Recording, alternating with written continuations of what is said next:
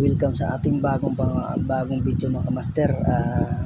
Bagong araw, may bagong video naman tayo. Salamat sa inyo mga kamaster sa walang sawang suporta at pagpalo sa ating page mga kamaster. Ang ginawa pala natin yan mga kamaster, binutasan natin yung ulo mga kamaster. Ilusot yung hose ng aircon mga kamaster kasi magpalagay yung may-ari ng split type na aircon.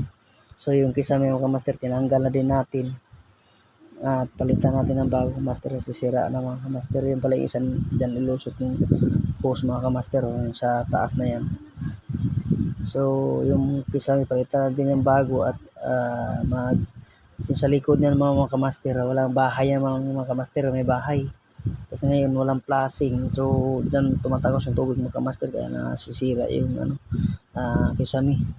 So yung pala sunod natin gagawin natin, pa-flashing, asintada, magpalitada tayo doon sa likod at mag waterproof tayo mga kamaster kay sira na yung pader ng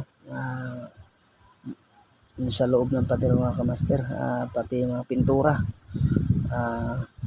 nasira na yung mga pintura mga kamaster kasi dahil sa tubig na tumatagos sa loob mga kamaster dahil hindi nga na waterproof yung labas. Yan ang problema sa bahay mga kamaster, pag hindi mo talaga waterproof, yan talaga mga issue kadalasan mga kamaster. So itong sa taas mga kamaster, ito yung una nating video na nagtibag tayo kasi nilagyan ng bintana itong mga kamaster kasi kulob to dito mga kamaster. Walang maanuhan ng hangin, walang masingawan mga kamaster.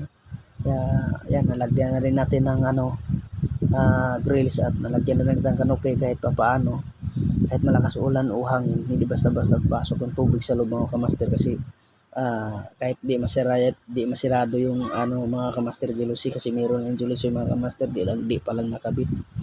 So dito sa likod na ito mga kamaster, ito pala yung waterproof natin. Sa tingnan mo mga pintura mga kamaster, nang malubot na mga kamaster, kala mo 60 years old na mga kamaster.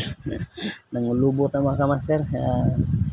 Sa lahat talaga ng papagawa ng bahay mga kamaster, huwag nyo kalimutan na i-waterproof talaga yung labas mga kamaster kasi ganyan talaga mangyayari mga kamaster.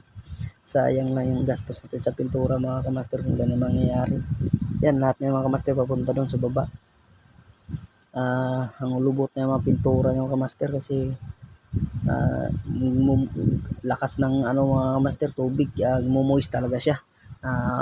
Kita mo talaga na may tubig talaga mga kamaster tumatagos kasi hindi nga na waterproof yung loob, yung labas. So yan pala yung ito ginawa natin mga kamaster, yung railing dati, ilang taon na din yan. So yan ang unang natin gawa papunta sa baba yung mga kamaster. So yung gate, tayo din gumawa yan, yung stainless na railing at 304. Hanggang dito lang pala ang video natin mga kamaster. Salamat sa walang sawang pagtitiwala sa ating home service mga kamaster. Thank you.